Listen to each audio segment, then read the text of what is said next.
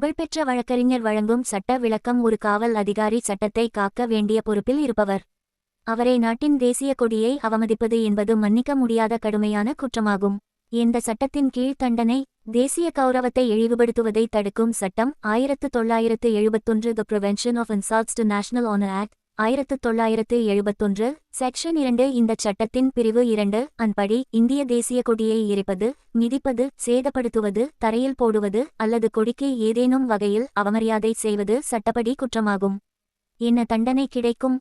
தேசிய கொடியை வேண்டுமென்றே அவமதிக்கும் நபருக்கு 3 ஆண்டுகள் வரை சிறைத்தண்டனை அல்லது அபராதம் அல்லது இரண்டும் விதிக்கப்படும்.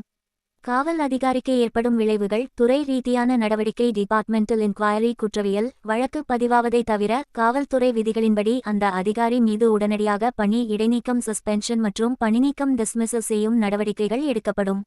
அரசின் ஒழுங்கு நடவடிக்கை. சட்டத்தின் முன் அனைவரும் சமம்.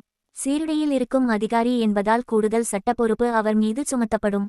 சட்டப்பார்வை. தேசிய கொடி என்பது நமது நாட்டின் தியாகம் மற்றும் சுதந்திரத்தின் அடையாளம். அதை அவமதிக்கும் அதிகாரி யாராக இருந்தாலும் சட்டம் தன் கடமையை செய்யும்.